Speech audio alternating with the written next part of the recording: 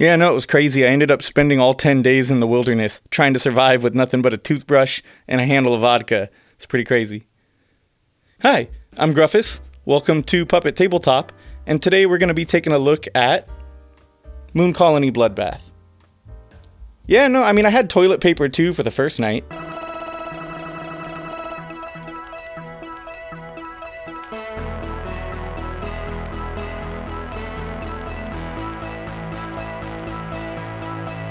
So, who's ready to suit up, launch out, and begin founding the greatest utopia the moon has ever seen? If that's you, then I've got some great news for you. In Moon Colony Bloodbath, 1 to 4 players will be taking on the envious role of an administrator responsible for building their very own lunar utopia. You'll be building facilities, growing crops, and solving issues for your citizens. And, regardless as to what you may have heard on the news, there is absolutely no, I repeat no, killer robot problem here. Are they gone yet? Oh no, there's one! None at all. At its core, Moon Colony Bloodbath is a resource management and engine building game. You'll be doing the genre-defining actions of gathering resources and spending those resources to create more buildings that make you efficient at gathering more resources. It's the same old mind-numbing song and dance you're used to with these kinds of games. What am I even doing with my life? Why do I keep playing these games? What even is this world? Did I leave the garage door open? So, what makes Moon Colony Bloodbath unique? That would be the fact that this game centers around a communally built deck called the Progression Deck.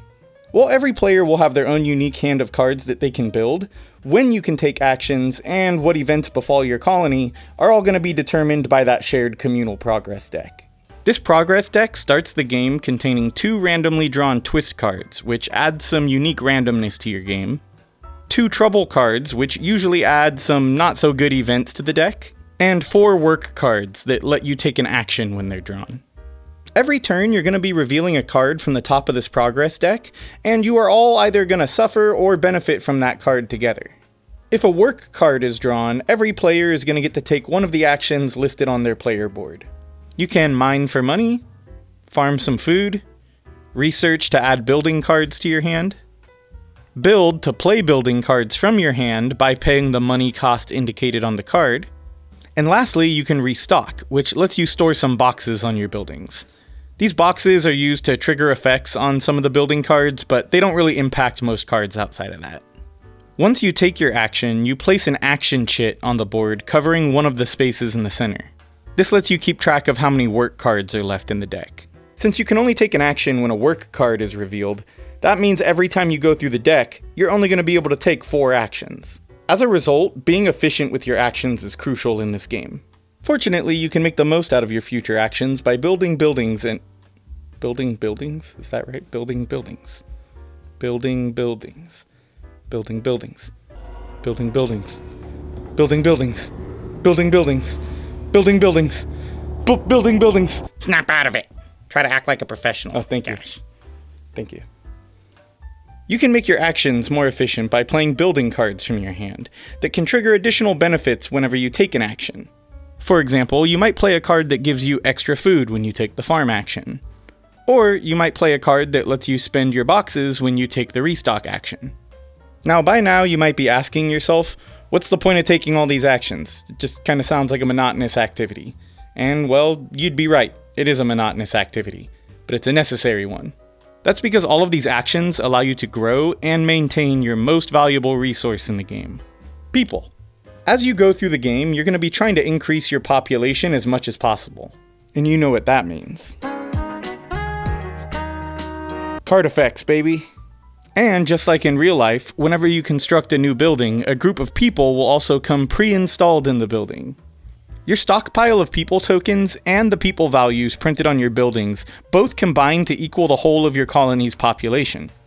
And this is the entire purpose of the engine that you're trying to build. You're trying to turn your colony into one massive baby-making machine. Which I'm realizing now as I'm saying this, that's actually a pretty messed up goal, but hey, let's not think about that, right? The reason you're going to need all these people is because as the game continues, that relatively pleasant burger of a progress deck that you've been building, well, it's slowly going to start to resemble the nasty patty from SpongeBob. As more and more nasty cards are added to the progress deck, you're going to see more and more nasty effects coming out to hurt you. Throughout the game, you can expect such fun cards as Hunger, Murderous AI, Violently Malfunctioning Doors. Surviving all of these negative events is going to come at a cost, and unfortunately that cost is going to be the most abundant resource you have: your people. You're going to reach a pivot point in the game where the progress deck becomes so bogged down with murderous badness that you'll be losing resources, buildings, and people faster than you can produce them. And that's where the Bloodbath comes in.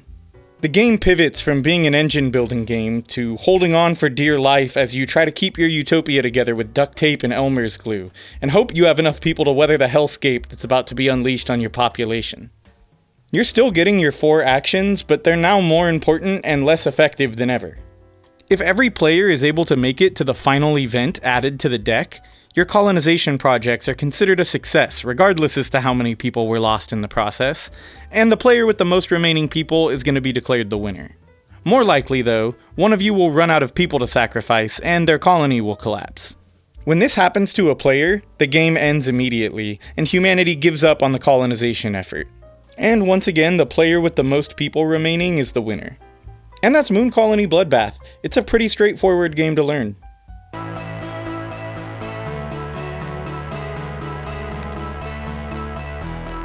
So, what did I like about Moon Colony Bloodbath? Well, first, let me just say that Donald X's name is displayed prominently on the box for a reason. This is the same designer that brought us Dominion, a genre-defining game that set the standard for deck builders, and it shows in the mechanical design of Moon Colony Bloodbath. The shared progress deck that everybody's contributing to and benefiting or suffering from is such a unique mechanic, and I'm not going to be shocked if we start seeing that in more board games that come out in the future. This game is just another example that highlights the innovative skills of the designer. In regards to the game specifically, I also really enjoyed the way that the game ramps up. You start the game and everything feels so stress-free and easy. It lulls you into a false sense of comfort and control, where you think, you know what? I actually think I know what I'm doing here.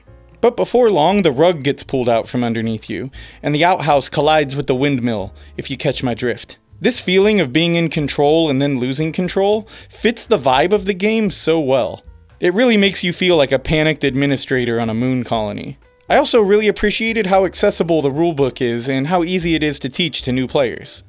The rulebook is short and concise, and there was rarely ever a moment when we needed clarification since the descriptions on the cards are so clearly written.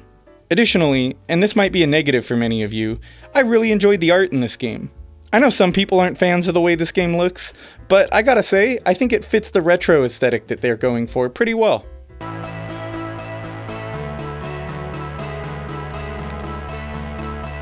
So, what did I not like? To start with a small one of the player boards is misprinted. One of the doctors has the wrong character printed on the back of the player board.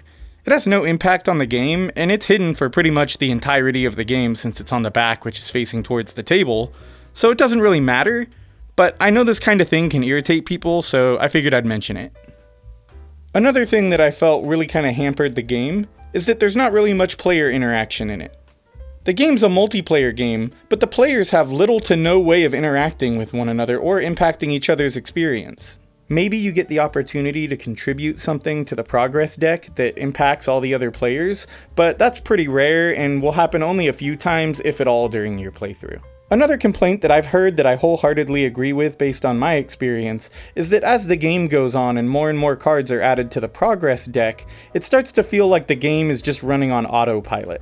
Remember how I mentioned there's only 4 work cards in the deck, and you only get to take 1 action per work card? Well, that never changes as the game goes on. As the progress deck gets more bloated, the time between your actions becomes longer and longer. The game just kind of feels like you're flipping over cards from the progress deck, removing the tokens that it tells you to, and then maybe you get to take a turn every so often. It reaches a point to where your input in the game just kind of starts to take a back seat. I get why they chose to design it this way, since the game needs to punish you more and more as the game continues, but I gotta say, after a while it stopped feeling like a game, and it started feeling more just like an activity. I felt like I was just constantly waiting for my turn to take an action, while the game played itself. While you randomize the 2 twist cards that get added into the initial progress deck at the beginning of the game, it doesn't really add enough variance that I would say it really bumps up the replayability. Multiple playthroughs definitely make you better at the game because you kind of know what cards to expect and what things to prioritize, but it doesn't necessarily change the way that the game feels or really the way that the game turns out most of the time. Really, the only deciding factor as to how well you do in this game is based solely on what buildings you manage to draw. You draw no good, you do no good. Another issue that I had was that the game to me just kind of felt like a filler game. Normally there's nothing wrong with filler games, it's just hard to reconcile the experience and all the contents that come in this box with the price tag on it. Especially when a game like Nova Era, which we covered a few weeks ago, has a similar experience with a higher production value, more content, and is 30% cheaper than Moon Colony Bloodbath. You know this wouldn't be a Puppet Tabletop review if I didn't mention the box insert. Moon Colony Bloodbath does have a solid organized insert in the box, which makes storage a breeze, but the issue is the box itself. All of the components probably could have fit in a box about half this size, and it feels like it takes up way more space than it needs to.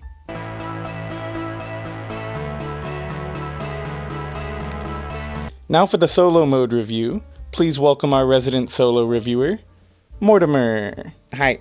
So how's the solo mode? Well, the good news is that the solo mode is practically identical to the multiplayer mode. The rules are practically the same in every way, except in the solo mode, you add a loneliness card to the progress deck at the beginning of the game. This card triggers you to gain or lose people depending on the type of building that you've built.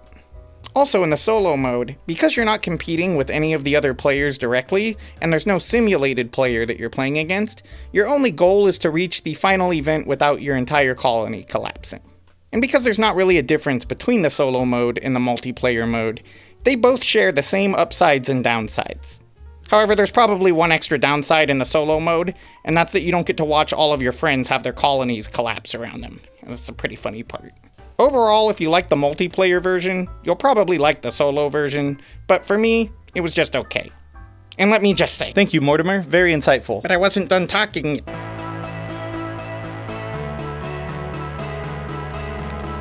Overall, Moon Colony Bloodbath is a little bit of a mixed bag for me. It's not often that you find a game that's doing something completely original. But Moon Colony Bloodbath does genuinely feel like it's breathing some of that rare air. At the same time though, being unique isn't always enough to carry a game, and in this case, I think the experience for me kinda rung a little bit hollow. I loved the art, I loved the design, I really wanted to love this game, but between the price and feeling like the game played itself more than I played it, it just kinda left me feeling, meh. I just can't imagine wanting to bring it back to the table when there are other games that play at similar time lengths in a similar genre and give me a more engaging experience. At the end of the day, there's going to be people out there who absolutely love this game. This will be their favorite game and they get something out of it that I don't. However, I honestly can't imagine keeping this in my collection for that much longer. It's an interesting game, but just not for me, I guess. Well, that's going to do it for this one. As always, thanks for watching, and remember to shop at your local board game store if you can. Yeah, camping this weekend? Yeah, I'm down. I'll bring the toothbrush and the vodka.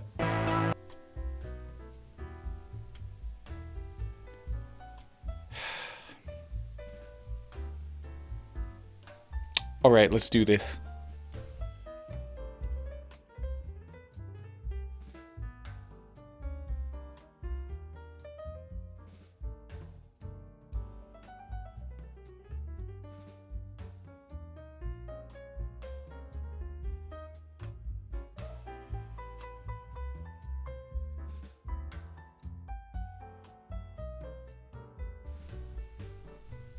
Nailed it.